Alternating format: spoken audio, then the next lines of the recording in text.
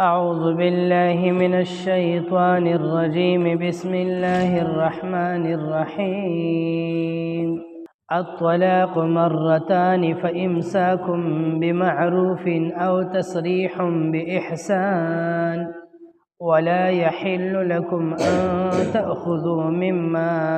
آتيتموهن شيئا إلا أن يخافا ألا يقيما حدود الله فإن خفتم ألا يقيما حدود الله فلا جناح عليهما فيما افتدت به تلك حدود الله فلا تعتدوها ومن يتعد حدود الله فأولئك هم الظالمون صدق الله العظيم سورة البقرة سپارہ نمبر 2 د سپاری رکو نمبر 13 او د سورت رکو نمبر 29 آیت نمبر 229 230 الطلاق مرتان هغه طلاق چې په هغه کې خاوند ته د رجوع کولو اختیار وي هغه طلاق دوا کرتی دي مرتان دوا کرتی دي نکاح د خزی او د خاون په مینس کې یو داسې معامله ده او یو داسې عهد دی چې دا د خزی او د خاون ترمنځ وي او په دې عهد باندې دا خزه او خاوند د ټول عمر د پاره یو ځای کیږي نکاح د دې د پاره کول کیږي چې دا خزه او دا خاون د چا چې په خپل مینځ کې نکاح شوی وي نو دوی چې ترسو پوری ژوندي وي نو د دوی ژوند به یو ځای تیریږي او په دې یو ځایوالي باندې صرف د خزه او د خاون یو ځای کېدل نه دي بلکې په دې نکاح باندې دوه خاندانونه په خپل مینځ کې یو ځای کېږي په دوو خاندانونو کې تعلق مینا محبت او یو رشتہ قائمیږي د دې وجنه نکاح د خزي او د خاوند په مینځ کې د عام معاملاتو په شانته معامله نه ده لکه دنیا کې د خزي نورم ډېر معاملې کوي سیبا دا سړی نورم ډېر معاملات کوي کارونه کوي سیبا سر ته رسي خو نکاح یو داسې معامله ده یو داسې عقد او عهد دی چې دا د نور عام معاملاتو په شانتی نه ده په دې وجه نکاح دا په شریعت کې عبادت ویل شوی دی نکاح یو معامله ده او د معاملې سره سره دا یو سنت او عبادت عمل دی او دا د نور معاملاتو نه بالاتر یو اهمه معامله ده په دې وجه د نکاح د پاره سو شرطونه مقرر شوي دي سیبا لکه د نکاح په شرطونو کې یو اهم ترین شرط دا دی چې هر زنانه د هر نارینه سره نکاح نشي کولی سیبا د دې د پاره شریعت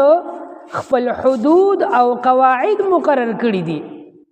ډېرې زنانه داسې دي چې هغه د ډېرو نارینهو سره نکاح نشي کولی او نکاح جایز نه ده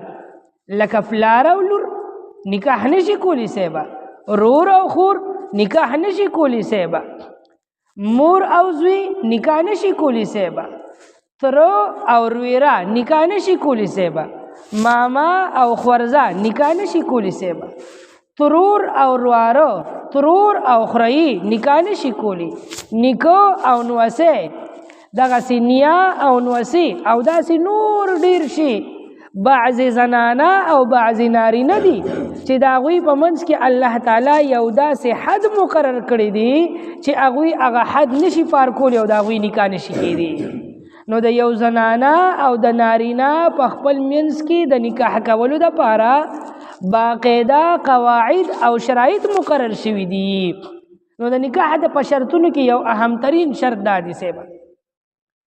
دویم شرط پکې اهم ترین دا دی د دنیا په نورو معاملاتو کې گواهان شرط نه دي سیبا گواه په نورو معاملاتو کې ال غستی کیږي چې کله اختلافات راشي،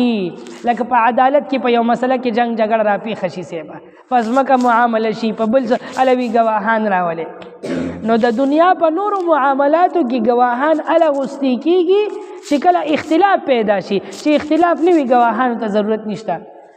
لیکن نکاح واحد یو داسې عمل دی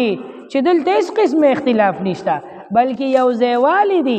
مینه ده، محبت دی، تعلق قایمیدل دی. بیا هم شریعت وی دوه گواهان راوله سیبا. لا ينعقد النکاح الا بحضور الشاهدین، حدیث مبارک راغلی دی. نبی علیہ الصلوۃ والسلام فرمائی نکاح به ال منعقد کیږي چې دوه گواهان پکې موجود وي. نکاح یو اعلان غواړي او دغه اعلان اوریدو د پاره د ډیر خلک موجود وي، که ډیر نه وي نو کم از کم چې دوه گواهان موجود وي. نو دا د نکاح په شرطونو کې یو اهم ترین شرط چې کله نکاح وشي نو د دې ښځې او د خاوند ترمنځ یو خاص تعلق پیدا شي. داسې تعلق چې داسې تعلق د دې سړي د دنیا د نورو تمامو زنانو سره نه وي سیبا. داسې تعلق چې د دې زنانه د خپل خاوند سره کم تعلق پیدا شي،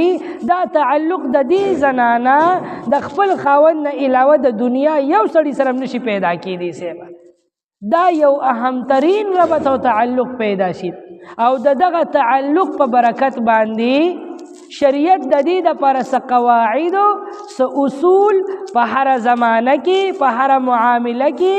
په هر حالت کې اصول مقرر کړي دي. نو که دا ښځه او دا خاوند په دغه اصولو باندې ژوند تیری نو د دوی ژوند به همیشه همیشه دپاره په سکون، په راحت، په مینه او محبت او یو مضبوطه رشته به قایم وي، دا ژوند به تیریږي سیبا. لیکن که دا ښځه او دا خاوند د دغه اصولو د دغه قواعدو او د شریعت د دغه طریقو خیال ونه ساتي، کم چې شریعت د ښځې او خاوند ته ورښودلي دي سیبا د ژوند د تیرولو دپاره، نو بیا د ښځې او د خاوند په منځ کې اختلافات پیدا شي، محبت په نفرت بدل شي، مینه په جنگ جګړو باندې بدل شي سیبا. او دغه اختلافات کله کله دومره حد ته ورسیږي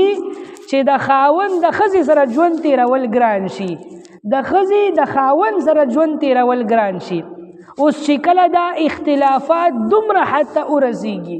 چې ژوند یو ځای نه تیریږي، دا ښځه وایي چې زه د دې خاوند نه جدا کېدل غواړم، دا خاوند وایي چې زه د دې ښځې نه جدا کېدل غواړم. نو څنګه چې د دنیا نور معاملات په یو ټکي باندې سر ته رسیږي او په یو ټکي باندې ختمیږي، دقسې دا نکاح په یو ټکي باندې جوړیږي نه سیبا. هلته پکې گواهان راغلل، شرطونه دي پکې. نو څنګه چې دا نکاح په شرطونو په گواهانو باندې قایمه شوې وه، دغسې د دې نکاح د ختمېدلو دپاره هم دوه ټکي نه دي چې بس خاوند به دوه ټکي ووایي او بس ښځه به رخصت کي، او داسې هم نه چې بس ښځه به برقه والي او د پلار کره به ځي او خاوند ته به خیر باد او سلام علیکم وایي. نه، دا نکاح داسې نه ختمیږي چې بس په دوو ټکو به خاوند ختمه کړي او په دوو ټکو به ښځه ختمه کړي. نه، شریعت د دې د ختمولو دپاره د ښځې او د خاوند جدا کېدو دپاره یو مسنون او جایز او صحیح درسته طریقه ښودلې ده سیبا. که چرته د ښځې او د خاوند اختلافات دومره حد ته ورسېدل چې د دې ښځې او د خاوند یو ځای ژوند نه تېرېدو او دا ښځه د خاوند نه جدا کېدل غواړي، خاوند د ښځې نه جدا کېدل غواړي، نو د دې نکاح د ختمولو دپاره شریعت بیا طریقه ښودلې ده او هغه طریقه او هغه حکم ته طلاق ویل کېږي. یاد وساته د طلاق اختیار الله جل شانه خاوند ته ورکړی دی. طلاق به د خاوند د طرف نه ښځې ته ورکول کېږي، د ښځې د طرف نه خاوند ته به طلاق نه ورکول کېږي. یعنی داسې نشي کېدی چې ښځه راپاسي او خاوند ته ووایي چې ما ته په ځان باندې طلاق کړې یا ما تا نه ځان طلاق کوسی به نه، طلاق ښځه به خاوند ته نه ورکوي بلکې د طلاق اختیار خاوند ته دی، نو طلاق به خاوند ورکوي ښځې ته. دا یو خبره ده سیبه. بیا د طلاق ورکولو دپاره خاوند ته اختیار ورکړی شوی دی او اجازت هم ورکړی شوی دی. که ته طلاق ورکول غواړي او په طلاق باندې دا رشته ختمول غواړي نو ستا دپاره طلاق ورکول جایز او حلال دی. لیکن یاد وساته حدیث مبارک کی راځي ابغض الحلال الى الله الطلاق، په حلالو سیزونو کې الله تعالی ته ناخوخترین سیز طلاق دی. حلال دی جایز دی، خو په جایز او په حلالو کارونو کې چې الله ته کم سیز د ټولو نه زیات ناخوښه دی نو هغه طلاق دی. د دې وجې نه ښځه او خاوند به تر اخري حده پورې د دې خبرې کوشش کوي چې دا طلاق لفظ په دې ژبه باندې رانولي صیبه، د طلاق نه به ځان ساتي. ښځه به همداسې نه وایي چې بس ما له طلاق راکه او ما خلاصه که او ما پرېږده چې بس پلار کره ځم او نور مې د تا سره ژوند ګران دی او مرګ مې قبول دی خو تا سره وخت نه، داسې به نه کوي. اخري حده پورې د برداشت کوشش به کوي، د صلح د راوستو کوشش به کوي. او خاوند به همداسې نه کوي چې بس په نن څه خبره باندې او بس ښځه شوه ګورې بس اوس مې 3 کاڼي دا دي جیب کې تیارې ښودې دي او بس قلاره شه او سمه شه ګنې پلار کره دې لېږم او دا او هغه په نن څه خبره باندې ښځې ته د طلاق لفظ او د خولې نه راویستل او هغه په طلاق باندې یرول او هغې ته د طلاق دمکي ورکول دا د بې غیرتوب نښې دي صیبه. نو خاوند بم د طلاق الفاظ په ژبه نه راولي او ښځه به هم نه راولي. خو که چېرته دا اختلافات دومره حد ته ورسېدل چې ښځې م وی چې یاره خاونه بس زما او ستا باقي ژوند نه تېرېږي دا لاره به جدا کړو دا نکاح به ختمه کړو او خاونه م وی چې بس ښځې زما او ستا ژوند باقي نه تېرېږي نو بس دا نکاح به ختمه کړو ته خپله لار ونیسه او زه به خپله لار ونیسم. نو بیا شریعت طریقه ښودلې ده خاوند به ښځې ته طلاق ورکوي. د طلاق ورکولو صحیح او جایز او درسته طریقه چې په هغې کې خاوند د ګناه نه هم بچ شي او طلاق هم واقع شي او د نکاح دا معامله په ښکلې طریقې سره سر ته ورسیږي او ختمه شي. نو د هغې طریقه دا ده چې د ښځې داسې پاکي داسې طهر پاکي روزي چې په هغې کې خاوند ښځې ته نږدې شوي نه وي، صحبت یې نه وي کړي، جماع یې نه وي کړي، په داسې طهر کې به خاوند دې ښځې ته یو طلاق ورکي او لفظ د طلاق به پکې استعمال کی. داسې به ورته ووایي چې ما تا ته یو طلاق درکو یا ښځې ته به ووایي چې ته په ما په یو طلاق طلاقوي، یو طلاق به په یو پاکۍ کې ورکي او بس د دې نه پس په بیا دا ښځه پرېږدي. نو بیا به د دې ښځې دا پاکي چې تېره شي یو بیماری به راشي، بیا به پاکي راشي د هغې نه پس په دویمه بیماری راشي، بیا به پاکي تېره شي نو بیا به دریمه بیماری راشي. نو چې دریمه بیماری ختمه شي نو د دې عدت په پوره شي نو بس دا به کډه والي او د پلار کره به ځي، د ښځې او د خاوند په منځ کې به جدایي راشي. دې طلاق ته ویل کېږي طلاق سنت. د سنت مطلب دا نه دی چې په دې کې ثواب دی، د سنت مطلب دا نه دی چې د الله ته خوښ دی یا د الله پیغمبر ته خوښ دی، خو د سنت مطلب دا دی چې دا د طلاق ورکولو یو بهترینه طریقه ده، احسنه طریقه ده او ښکلې طریقه ده. د دې طلاق به فایده دا روزي که چېرته د دې عدت په دې دوران کې دا خاوند دې ښځې ته رجوع کول غواړي نو رجوع ورته کولی شي، دا ښځه واپس ښځه کولی شي، دی فایده راووته صیبه. دا هم فایده راووتله که عدت پوره شو او دې ښځې کډه واخېسته او پلار کله لاړله نکاح ختمه شوه جدایي راغله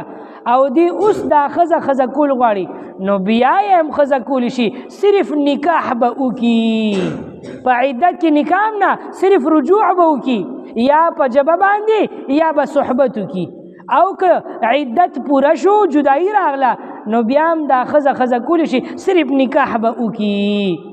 دا بهترینه طریقه ده او دا پکې فایده راوتله صیبه د طلاق په دې طریقې سره د طلاق ورکولو کې. دویمه طریقه دا ده چې په یو پاکي کې کومه پاکۍ کې چې خاوند د ښځې سره صحبت نه وي کړی یو طلاق به ورکړي بیا به انتظار وکړي چې بیماری راشي او هغه بیماری ختم شي او بیا پاکی راشي نو په دغه پاکی کې به بیا یو طلاق بل ورکی نو دو طلاق بشي. یو طلاق په یو پاکی کې بل طلاق را روانه بل پاکی کې ورکړي شو بیا به د خپل ښځه پرېږدي تر دې چې په دې دویمه بیماری راشي بیا پاکی راشي بیا په دریمه بیماری راشي او دریمه بیماری ختم شي نو بس د ښځې او د خاوند په منځ کې به جدایي راشي.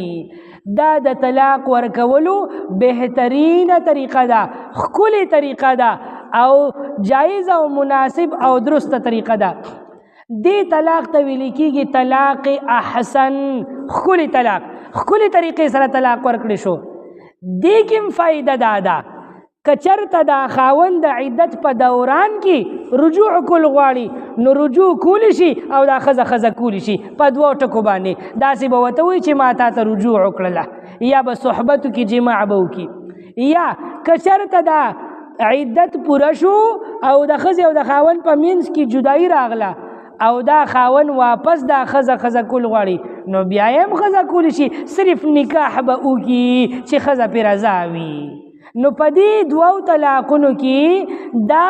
فایده راوتله چې دا ښځه واپس د خاوند نکاح ته راتلی شي او د خاوند سره ژوند یو ځای کیدی شي. دې دوو طلاقو ته ویل کېږي که یو طلاق یو که دوه طلاق رجعي او د دې طلاق ورکولو دا اختیار دوه کرتی دی خاوند ته. نو دلته الطلاق مرتان طلاق ورکول دوه کرتی دی دا د دې طلاق بیان دی د دې طلاق رجعي چې یو طلاق ورکي په یو پاکی کې او بیا پرېږدي یا یو طلاق په یو پاکی کې بل طلاق په بل پاکی کې او بیا پرېږدي نو دا طلاق دوه کرتی دی. یعنی که د دې نه پس یې دریم طلاق ورکو نو بیا دا خاوند رجوع نشي کولی بیا دا خاوند په نکاح باندې دا ښځه واپس ځان ته ښځه کولی نشي صیبه. فامساکم بمعروف او تسریح باحسان چې کله خاوند یو طلاق ورکو یا یې دوه طلاق ورکړل په دوو پاکو کې نو اوس خو د یا دا خاوند دا ښځه په ښه طریقې سره واپس په کور کې ځان سره یو ځای کې ودې ساتي ژوند دې جوړ کې صلح دې راولي او کنه ژوند دې بیا هم نه تېرولو نو تسریح باحسان په ښکلې طریقې سره دې پرېږدي رخصت دې کړي چې مالدار وي نو جوړه جامه پیزار دې موله واخلي څنګه چې په عزت دې کور ته راوستې وه دغسې په عزت دې رخصت کړي صیبه. او که غریب دی نو د خپل وس مطابق جوړه جامه پیزار دې ورله واخلي او څنګه چې په غریبۍ کې په عزت راوستې وه دغسې په غریبۍ کې دې په عزت باندې رخصت کړي صیبه. دا د طلاق ورکولو بهترینه طریقه ده. که یو خاوند داسې وي چې هغه دې ښځې ته یو طلاق ورکی او بیا پرېږدي او د عدت د پوره کېدو ټیم یې راغی او ورته وي ما تا ته رجوع وکړله بیا واپس ورته دا ښځه واپس بیا ښځه کړه او بیا ورسره ظلمونه کول زیاتې یې کولو وخله ټکلی او بیا ورله طلاق ورکو او بیا چې کله د عدت د ختمېدو ټیم راغی بیا ورته رجوع وکړله دا ښځه زورۍ ظلم پې کوي زیاتې پې کوي د دې دپاره چې دې ښځې ته ما په مهر کې څه ورکړي یا مې ورپسې څه لیکلي دي چې دا ښځه دې ته جوړه شي چې ما ته وایي چې خاونده دا مهر هم واله خو ما پرېږده ما پرېږه.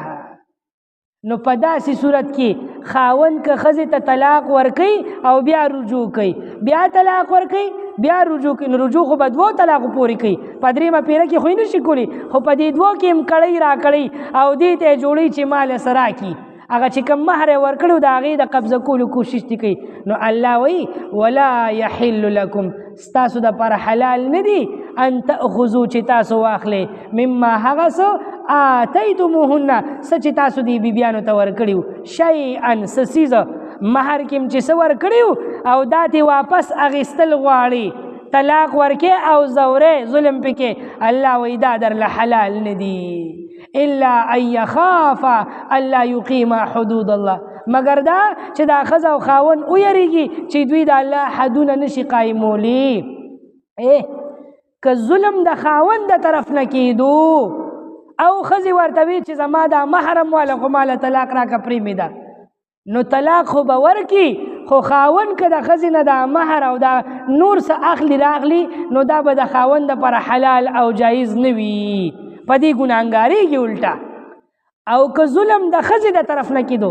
بعضې پیرې ښځه ظالمه وي او خاوند غریب چې کوم دی هغه مظلوم وي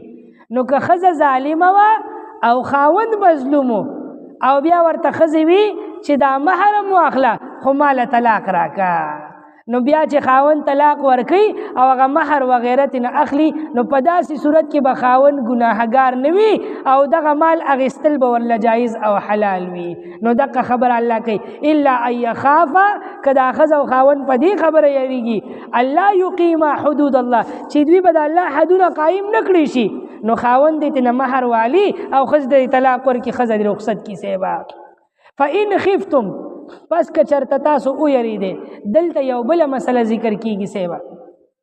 که خاوند د طرف نه ښځې سره ظلم زیاتې کېدو او ښځې ته طلاق هم نه ورکولو ځوړند یې ساتلې وه اوس په څه چلو کې سیبا او ښځه او خاوند حقوق د یو بل نه ادا کوي نو ښځه به خلع واخلي. خلع مطلب دا ښځه به خاوند ته ووایي چې دا دونه مال واله او ماله طلاق راکړه نو که خاوند طلاق نه ورکوي نو عدالت خو چرته تللی نه دی سیبا قاضي له ولاړ شي جج له ولاړ شي په خاوند باندې به کیس وکړي او جج ته به ووایي چې ما سره دا خاوند داسې ظلم او زیاتې کوي زه د سره باقي وخت تېرول نه غواړم خیر دی که دې څه مهر وغیره غواړي هغه مال به ورته زه واپس کړمه خو ده نه ما خلاصه که. نو دې ته په شریعت کې خلع ویلی کېږي چې ښځه هغه خپل اخیستې شوي مهر یا مال خاوند ته ورکړي او په بدل کې ترې د طلاق مطالبه وکړي. نو دغه خبر الله ذکر کوي فإن خفتم که تاسو ویریږئ الله یقیما حدود الله چې دا ښځه او خاوند به د یو بل حدونه د الله حدونه به قایم نه کړي شي حقوق به ادا نه کړي شي فلا جناح علیهما نو بیا هیڅ ګناه نشته په دې دواړو باندې فیما په هغه څه کې افتدت به د څه چې فدیه ورکړي دا ښځه فدیه ورکړي او په بدل کې ځان خلاص کړي نو په دې باندې هیڅ ګناه نشته. تلک حدود الله فلا تعددوها دا د الله حدونه دي د دینه تاسو د حد د دینه تجاوز مه کوئ یعنی د دینه مه اوړئ او نورې طریقې پکې مه راوباسئ. ومن يتعد حدود الله فاولئک هم الظالمون څوک چې د الله د حدونو تجاوز کوي الله وایي دا ظالمان خلک دي. فإن طلقها دا اوس دغې سره پیوسته مسله ده بره آیات کې دا خبره ذکر شوه چې طلاق هغه طلاق چې په هغې کې رجوع کیدی شي دا 2 کرتې دي. اوس که خاوند د دې 2 کرتو نه پس په دریم طهر کې دریم طلاق ورکو سیبا نو د دریم طلاق نه پس دا ښځه اوس په خاوند حرامه شوه. اوس دا خاوند نه دې ښځې ته رجوع کولی شي نه دې ښځې سره نکاح کولی شي. فإن طلقها که دې خاوند ورپسې دریم طلاق هم ورکو فلا تحل له نو دا ښځه به د دې خاوند لپاره حلال نه وي من بعد د دې طلاق نه وروستو حتی تر دې تنکحا زوجا غیره چې دا ښځه نکاح وکړي د دې خاوند نه علاوه د یو بل چا سره. چې خاوند 3 طلاق ورکړل که نه اوس که دا خاوند دا ښځه کوي نو نشي ښځه کولی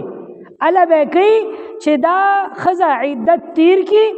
لاړ شي د یو بل چا سره نکاح او واده وکړي او د هغه خاوند سره وخت تیر کړي هغه ورسره صحبت او کوروالي وکړي او د هغې نه پس هغه دویم خاوند مړ شو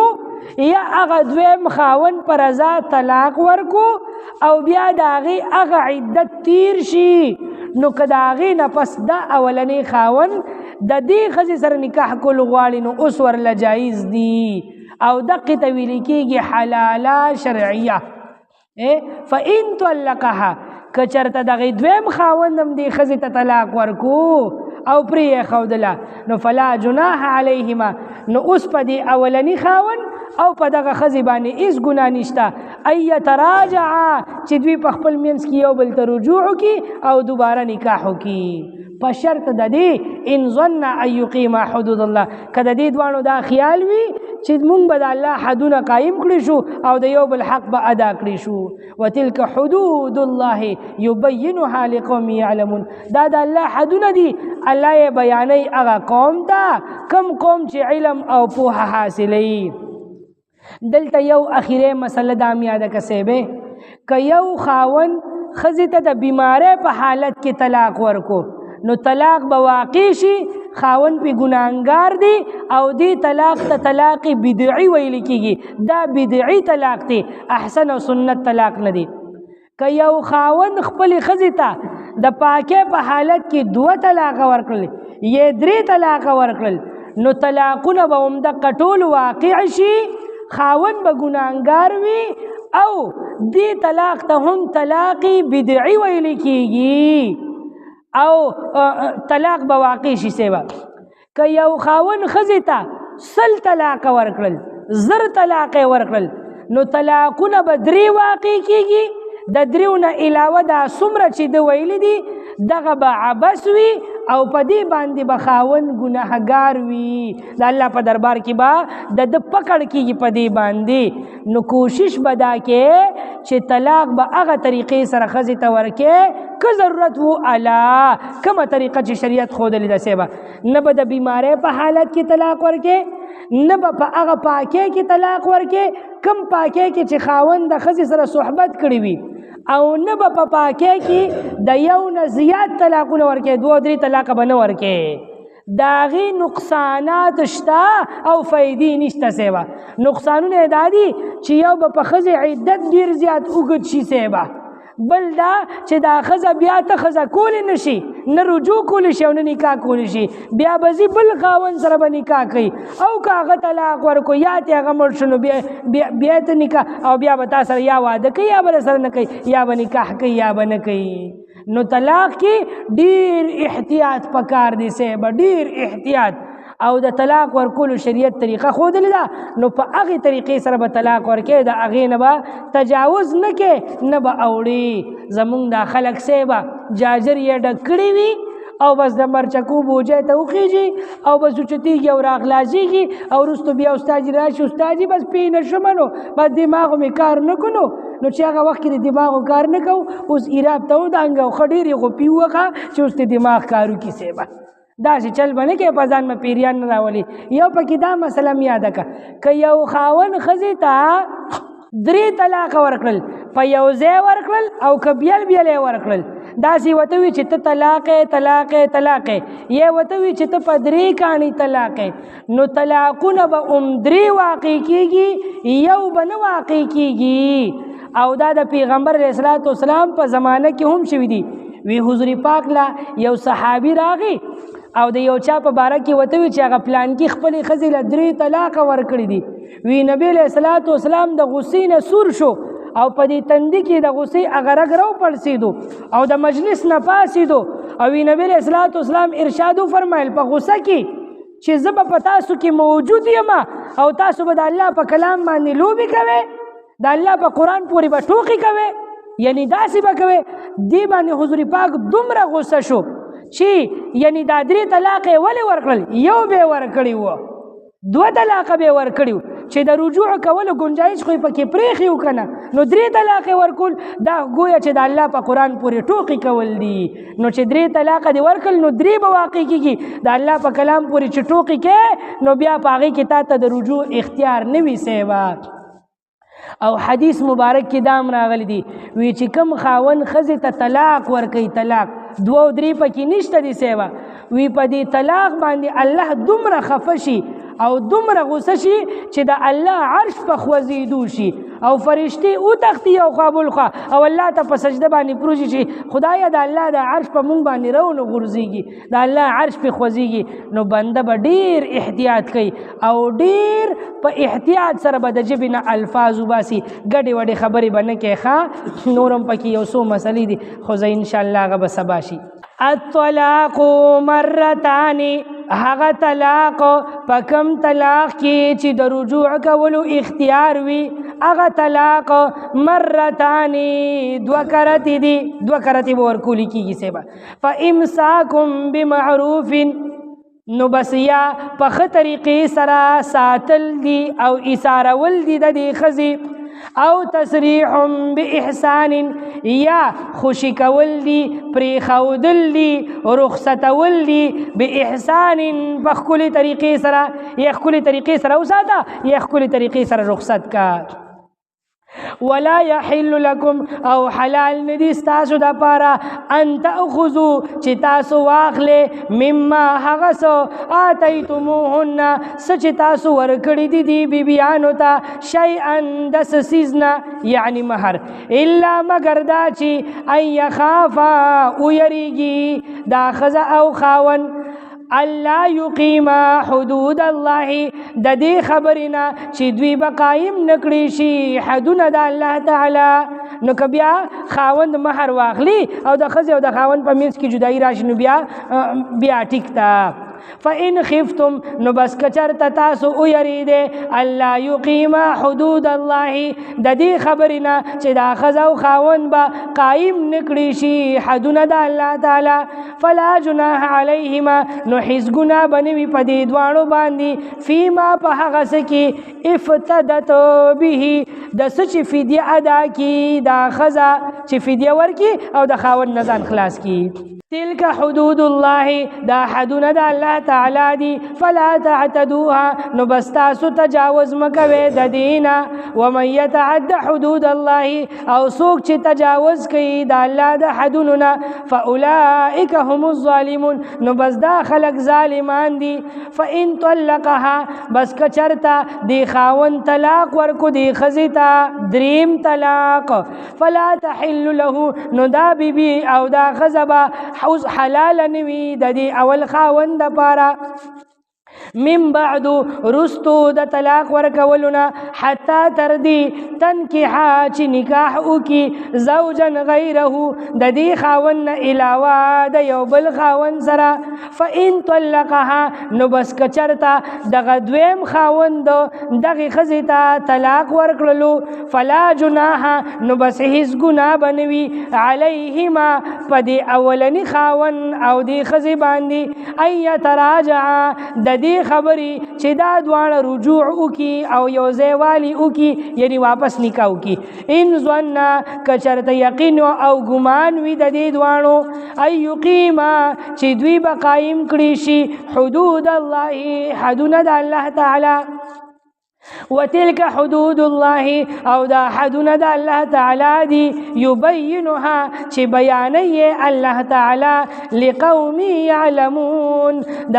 قوم د پاره څوک چې پوهه لري علم لري او علم حاصلوي سبحان ربك رب العزة عما يصفون وسلام على المرسلين والحمد لله رب العالمين برحمتك يا أرحم الراحمين.